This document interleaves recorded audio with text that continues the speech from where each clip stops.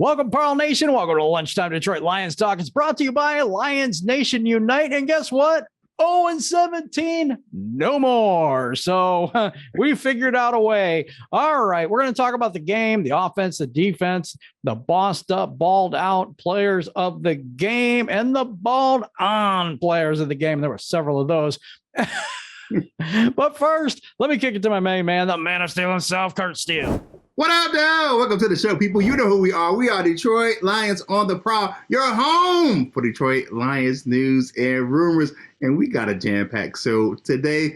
But, welcome to At Least We Didn't Lose Monday. But before we get to all of that, I got to bring him in. Men want to be him, and the women want him. The ladies love him. You know who it is. My man, L. Coutons. What's up, my guy? What's up, Proud Nation, and good morning. Hey, let's get this thing started. Right now. Let go. Get ready, Proud Nation.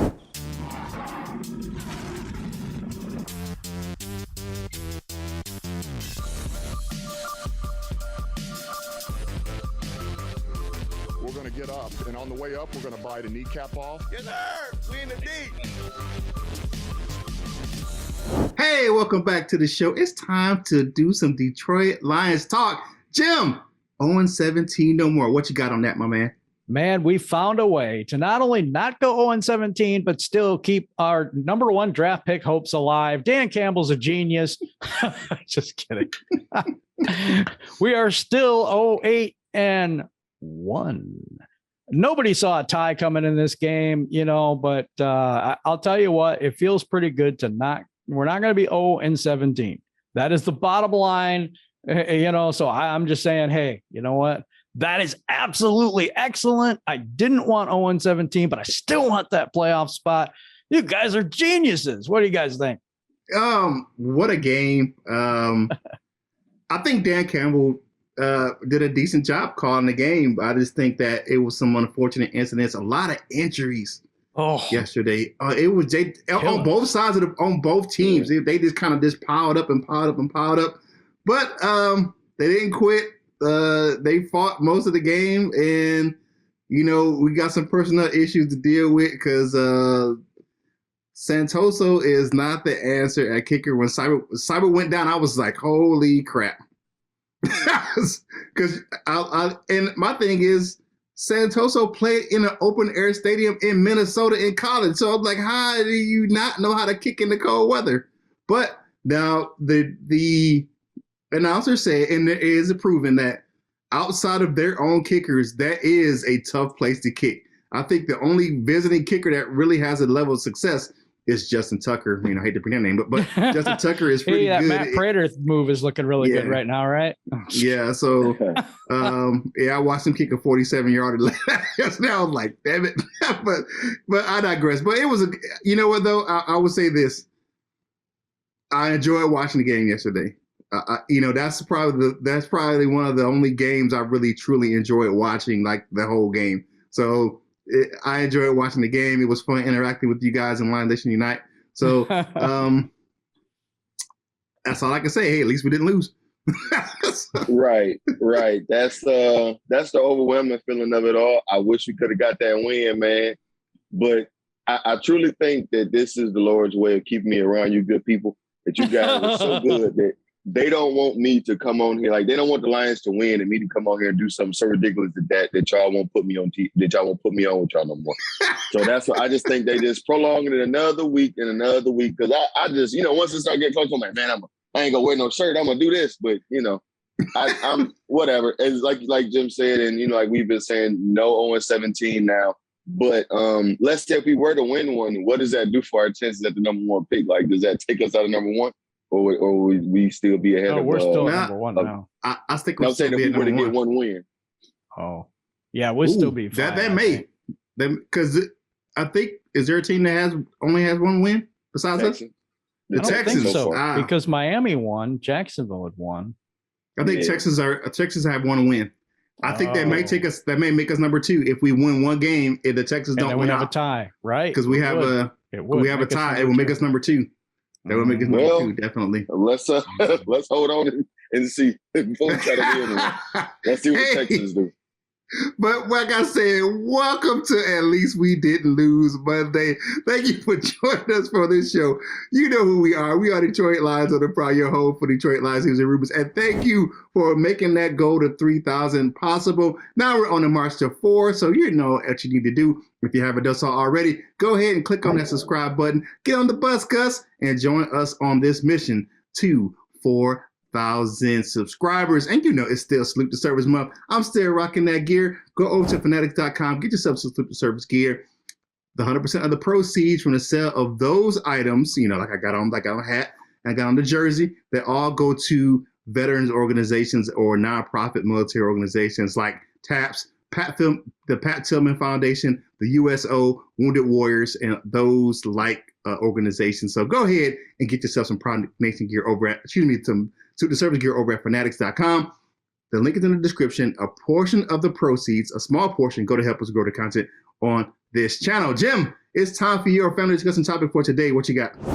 Okay, so we had a tie. We had our ups and downs, a roller coaster, and the whole 9 yards. But what do you feel? What's your feeling about this tie? Are you elated because we are not going to go on 17? Or are you like, this team really, really sucks? I mean, which side of this are you on? Let us know in the comments below. Yeah, definitely. And if, you know, they may just get put on the show. We get 6 comments per show that go in the comment cards. So we'll go ahead and check those out tonight, and then they may appear on tomorrow's show. Now it's time to look at the defense. Jim, what you got on the defense side of the ball for the Lions yesterday? Okay, so our defense versus their practice squad was pretty good, actually. No, I'm just kidding. Right. Third quarter, I'm going to tell you the truth here. You know, we always do that here. I thought the defense played well. They gave up that opening drive where they just ran down our throat and did whatever they wanted to, and nobody could cover anyone. And then after that, they only gave up 9 points. 1 touchdown given up in the game. So, I mean, that's not a terrible thing. My problem with this game is their quarterback is just as terrible as Jared Goff, and they gave up 242 yards to him. I think Najee Harris went for 105. You're going to say all in all, the defense played well, but I'm going to caveat that on they were not good. That guy, every time he dropped back, I was kind of expecting a pick. I really was. He was terrible. If he's on target, if it's Big Ben in this game, we get blown out. And I mean, blown out. If he doesn't throw it in the dirt, you know, on that one play where the guy almost had a touchdown, you know, there's a lot of plays in there that guy was just awful. Their quarterback was terrible in this game. So I don't want to sit here and say, oh, you know, we did great. We did, but they didn't have much. All they had was the running game. Their offensive line isn't really all that good. Their number 1 wide receiver's out. Big Ben was out. I mean, really? I mean, we're kind of playing their B players, and we still only tie. And I can't say that they did a wonderful job, but you know what? You just line up and play who they put in front of you, and because of that, I think the defense played okay. It's practice squad versus practice squad. It's B versus B. Right. So, you know what? Yeah, it is what it is. I mean, it is what it is. It is what it is. I will say one thing. We're playing some undrafted, some young guys. I'll say one thing. That Jerry Jacobs pass interference call really irked me, because that was the same call in the Dallas Cowboy playoff game of face guarding. It was the same thing. The ball hit him in the back. He wasn't looking back for the ball, but that's called face guarding, remember? And that's totally legal unless you're the Lions. I thought it was I'm so sick of that. Amani Warrior, yeah, that was terrible. Oh, it was Jacobs, wasn't it? It was 24. It was Amani. It was a Warrior. I don't think so. Well, let us know in the comments below. Was it Jerry Jacobs or Amani or Warrior that had that pass interference call? Curt probably be right now, but but you know what though, I definitely agree with you 100%. It just kind of was that backup players versus backup players. They kept losing people. We kept losing people. And I'm like, because you had Gilbert playing in that game, who's, you know, primarily a special teamer, brought him in. You know, Jacobs went down. I mean, like, we have so many people hurt. Tracy Walker went down. It was like, come on. I mean, even Trey Flowers went out for an extended period of time, then came back in. But it's this, defense B versus B, and we got a tie. So that's a push. Right. I mean, it is what it is. For real. I have in my notes a couple of times. Thank God for Mason Rudolph, because I don't, it could have been much different had if it had been any other quarterback. But in Mason Rudolph, in our own defense against Mason Rudolph, he's started for them before. He's been there a long time. Even though they put in a new offense this year, he's been there with those players, so it's not all the way new for him as it is for Jared Goff here. But however it went, I'm glad the effort that was put forth. We could have. I made the joke that the backup's gonna have career games. Remember Matt Flynn, however many years ago, played us in the last game of the season of getting a great big old contract from Seattle. So at least we didn't allow that type of stuff, defensively. So shout out to them guys for that. Yeah, definitely. Hey, if you like the video, hey, if you want to hang out with us more, if you didn't get a chance to yesterday, you got to do it on game day. Go over and hang out with us on Lions Nation Unite. The whole crew from Detroit Lions on the Prowl was over there, chatting it up, hanging out, having a good time. So go over and check out Lions Nation Unite. And that game day chat is something else. We have some fun. And if you want to see your favorite Detroit Lions content creators, us included, and Mobby and my man Dosa Dion, Everything King, we're all over there putting our content right there on Lions Nation Unite. So go over and check it out. Now it's time to switch to the offensive side of the ball. What's up with the O, my man LL? Well, as much as we say about their offense, the Pittsburgh Steelers offense, their defense, it wasn't the same story. They had a lot of their starters there. A lot of their guys were playing well, even though some of them ended up getting hurt throughout the game. I think we held our own until we had an injury of our own. Surprisingly, one of our better players on this game was, auxiliary player, and that was Matt Nelson. Came in being that sixth offensive lineman, swing tackle. They had him, lined up behind guards, had him moving all over the place, and he was effective all up until, he ended up going down. I thought our offense looked okay, barring the circumstances, and the circumstances being Jared Goff. But I really liked I like Dan Campbell's game plan. The only thing I wish we would have mixed in a little bit more play action earlier in the game. We might have could have caught him sleeping in. But everything went, I guess, according to Dan Campbell's plan. We kept the ball out of Jared Goff's hands, and look at what happened.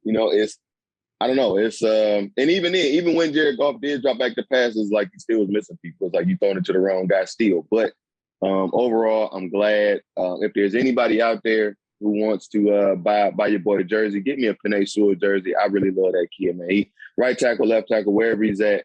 He just pushing people around, man. He be barking at people. He doing it all. He got caught out of position on that one screen. He didn't get out there quick enough. But that play looked funny. Design looked funny anyway. But however it goes, he still had his mistakes, but he looked real good. So shout out to the offensive guys. At least you didn't let us down. Yeah, I'm going to tell you this much. If you told me that only one tight end was going to catch a pass and it was Brock Wright, I would not have believed you. But this game to me, Jared Goff is absolutely terrible. I'm going to go into that later when we go into our bossed up ball out players. I'm not going to go into it now. But to be honest, the offense ran pretty efficiently with that 6-man thing. They're loading the box. What does Dan Campbell do? Put an extra offensive lineman in there. That works. An extra tight end, let's get that blocking going. And DeAndre Swift ate in this game. DeAndre Swift, this is a breakout game for that young fella. And I'll tell you what, he might, Jamar Jefferson too. Unfortunately, he's probably out for the year, but still, he had one touchdown run. It was really, really good. And I think our running game looked really, really well. Over 200 and some yards rushing. That's crazy. So I thought the offense did really, really good. Yeah, definitely. Except for Jared Goff, because he sucks. Yeah, I mean, he went Teddy Two Glove style. And not the only thing I would say this. Despite his many attempts, he did not turn the ball over. That's because he threw to the wrong guy plenty of times. Wow. Despite his many attempts to do so, he didn't turn the ball over. But he went Teddy Two Gloves, old baby hands, had his two gloves on. It was raining, it was wet, so he had some. I guess hopefully he had some stickum on them gloves. Those gloves are kind of like really tacked pretty tight, so they can get a hold of them. So, I mean, even Mason Rudolph, that's probably was his issue too, because he was too gloving up himself. So, we had that was about it for the that. You guys said enough. With the run game, it was pretty stout. I liked it. The Matt Nelson thing kind of just crushed that whole thing because it wasn't the scheme that the lack of the scheme, because the scheme was working, but when that key figure went out, that kind of changed the complexity because that rookie, I think his name was Holden, he couldn't do what Matt Nelson was doing. So that would kind of hurt. But Penei Sewell, no sacks given up yesterday. I only think he gave up pressure up yesterday. So he did pretty good in his blocking and was out there eating up some people in the run game. So shout out to number 58, the young fella, Penei Sewell. Now, ooh, man, I just like that kid. Hey, if you like this content, keep liking this video, sharing the video, comment on the video. That helps us get this content to more Lions fans just like yourself. If you want more content from us, go over to DetroitLionsOnTheProwl.com and check out some content from us over there. And while you're there, get yourself some Prowl Nation gear. Look at my man, Jim. He is modeling the new MCDC Let's Bite Some Kneecaps hoodie. You can get those things right over on LionsOnTheProwlShop.com. So go over and check out that gear. If you don't want to wear a hoodie, we got t-shirts, we got long sleeve t-shirts, we got, pins, caps, mugs, whatever you want to get. We got it over there for you at LionsOnTheProwlShop.com to get yourself some Prowl Nation gear. Now it's time for the bossed up, balled out players of the game for the tie versus the Pittsburgh Steelers. And on the offense, who it is. Up first, my man, DeAndre Swift. That guy had a game. He had 130 yards rushing, on 33 carries, averaged 3.9 yards per carry. So he did his thing. I think the whole running game, to me, needs to get that bossed up ball out for that. Right. So the running game bossed up and balled out. On the defensive side of the ball, until he went out injured, I got to give it to the young fella. Jerry Jacobs was out there handling his own. He gave us some plays, but that guy was out there handling his business, breaking up passes all kinds of ways, and he just did his thing. So my man, Jerry Jacobs, is my bossed up and balled out player on the defensive side of the ball. Who is the balled on players of the game? Let's see here. Let me see. Who am I going to go with? On the offensive side of the ball, he just got to be TJ Hawkinson. TJ Hawkinson. I'm going to go TJ Hawkinson this game. We didn't have a particularly good game. Really wasn't getting separation. That defense kind of just clamped onto him. He just couldn't get loose. So I'm like, you say, hey, he didn't have any catches this game. He only got targeted once, but can't target a guy who's not open. Sorry. So and that's his safety blanket, and his safety blanket was not open. His whoopie was closed for this game. So those are my bossed up, balled out, and balled on players. On the defensive side of the ball for balled on players. I'm gonna have to say for the defense, I'm gonna have to say that defensive line giving up 100-yard rushing to the Pittsburgh Steelers with a makeshift offensive line. They played okay, but it wasn't like I wanted them to play coming out. They should have dominated. They didn't even sack Rudolph. And with that makeshift offensive line, they had injuries even during the game, and they didn't get a sack on Rudolph. So that's my balled on player group is right there is the defensive line as far in the passing game. What do you guys got? I got on the offensive side of the ball, it is a complete mistake to say Hawkinson, I think, because you have to have someone to throw him the ball. And that is Jared Goff. He is my balled on player of the game. I don't even care about the other part. DeAndre Swift is my guy. But Jared Goff is garbage. 11 yards at halftime. He threw it to TJ Hawkinson. He just threw it high. He threw it low. He threw it, he has Khalif Raymond wide open with at least 2 to 3 steps on his guy. And he has to make him come back for the ball and fight with the guy, come back to the guy who he had beaten because he underthrew it. Yeah. So you say, oh, it's the receivers. It's the receivers. No, it's not. No, it's Jared Goff who can't throw the freaking ball. Oh, and he did get hurt. So that will be the excuse coming up now. is, oh, he was injured, so he couldn't throw it that far. You know what? Just take the ball out of his hands. Let's run the Wildcat from now on. Let's just keep DeAndre Swift back there. Snap it to him. Maybe he can throw better. I don't really know. But Goff is trash. I'm done with this dude. Absolutely done. I don't even care how much we paid the guy. You know, I didn't want to bench him, but now the gods of football opened up every opportunity to bench this guy. The rain, injuries, he can't throw the ball. You know, he's totally incompetent. But Dan Campbell decided to trust his quarterback, which sucks, and just keep him in the game for some unknown reason. We don't have a quality backup. I get that. There is nobody worse than Jared Goff right now. He's just awful, just completely awful. And one of the caveats for TJ Hawkinson, he got some big penalties yesterday as well. He the did. Illegal chalk block, and he a couple holding penalties. So, yeah. No, I agree with you on that part. Yeah. Okay. So on the defense, I'm going to go with Deshaun Hand. I thought Deshaun Hand played well, even though they gave up a lot of yards. He still showed up and played a pretty good game. So I like him in the game. I like Derek Barnes watching from the sidelines because that's always great. I'm sorry, that was ridiculous. So some of my thing is Aaron Glenn. I mean, what the hell are you doing? You're keeping some of our best players on the sidelines. Do we really want to win? Probably not. So, and the ball on players of the game, it is Trey Flowers for me.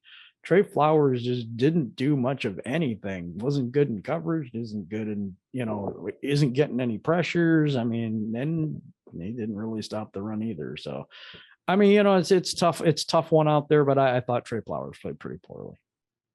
And that's I'll start there because I love to talk junk about people. That's one of my favorite things to do. But as much junk as I talked about Trey Flowers yesterday, I won't say he had a great game, but he stuck it out. Like he got hurt. He was down a couple of times, and he was still out there. And I don't know. I think it was in overtime. He ended up getting that fumble recovery. So yeah, I think he did. Yeah. Mm-hmm. Okay. So he did something good in the game. So he's and that's the only reason why I'm picking him is because I talk so much junk about him. So I will, shine some light on him when he does something good. So shout out to Trey Flowers. That's my bossed up player on defense. On offense, my bossed up player for the time that he was there. Once again, as much junk as I talked about Matt Nelson, I even got to the point where I took back every nice thing I may have said about him. So I'm going to say more nice things about Matt Nelson. He played a pretty good game yesterday. He was the piece that we noticed the difference once he was gone. So him and in tandem with my favorite Lions player right now, Penei Sewell, is my bossed up players on offense. Shout out to DeAndre Swift, of course. Carried it 33 times. Igwebikwe is his last name. I tried to remember his first name. Is it? I can't remember at the moment. Godwin, yeah, I knew it was a G, but I was gonna say Gadgener for some reason. But Godwin, Igwebikwe, and Jamar Jefferson, come back. Great jersey that you got there, but come back soon, Jamar Jefferson. That was a rough one to watch, but shout out to those guys. Balled on players. I'm not gonna say the obvious, but I'll say Jonah Jackson on offense, because there was a couple of times where they sent that blitzer, he just came scot-free, and it was, they was double teaming one guy, he should have stepped over or whatever. I don't know the blocking scheme, so it might have been Jared Goff in the end because he switched up the protection, moved him over. But Jonah Jackson let a couple of guys back pretty quickly. And on defense, I don't have one on defense this game. I'm not going to have a balled on player because I think they held their own. Najee Harris, the game could have been a lot worse. With that. And, of course, due to it being Mason Rudolph, we could have ended up losing this game. But shout out to those guys. Hey, definitely. Hey, if you like the video, share this video. You know what I'm saying? We enjoy bringing you this content. So share it to your friends so we can get it to more Lions fans just like yourself. And subscribe. You know what I'm saying? That March to 4,000 is on. And we really appreciate you right here on Detroit Lions on the Prowl. So now we are going to the comment card. So it's time to zip our lip and find out what you had to say. First off, I got Jack Waters. He says, congrats on 3K. It's good to know there's still 3,000 Lions fans left. That is great, Jack. Thank you for that.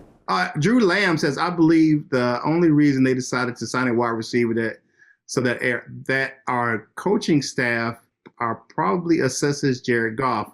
Honestly, we could have the best receiving group in the league and Goff still wouldn't be able to get it to him. Yeah, it was just kind of confusing where you brought him in, he practiced all week and they didn't play him. Yeah, that was weird for me too. I agree with you, Curt.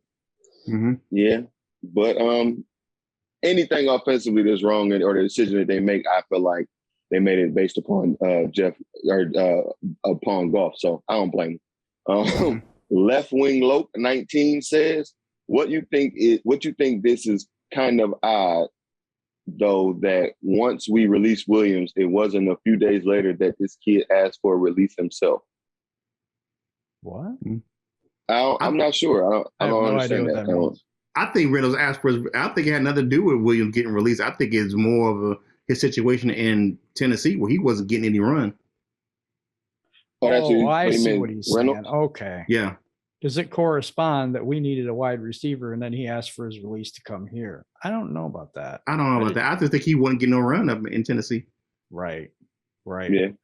Okay, so Justin Thomas picking up Josh Reynolds. I don't like us picking up these ex-Ram players all the time. This reminds me of all the moves that, wait for it, all the moves of Matt Patricia era were always doing with ex-Patriots players.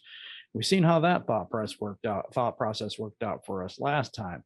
You know, there is something with everybody does that familiarity thing, and I do agree with you in a way, but yet in some ways Goff has to be somebody he's comfortable with, I guess, because I don't know.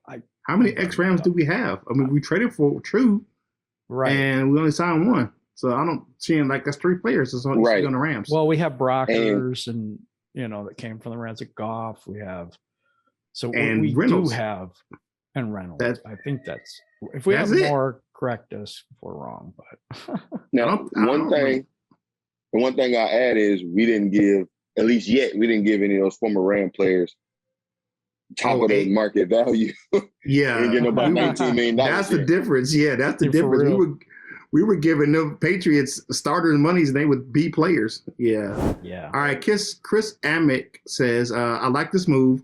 Goff needs a different one and only read. Reynolds is a bigger target. He's pretty quick and could jump, so Goff can hit him while he's on his back. So yes, I like the move. Yeah, but he spins into the coverage. Yeah, he spins into sacks. Goes right into the sack. He only has one move, and it's always to the same side.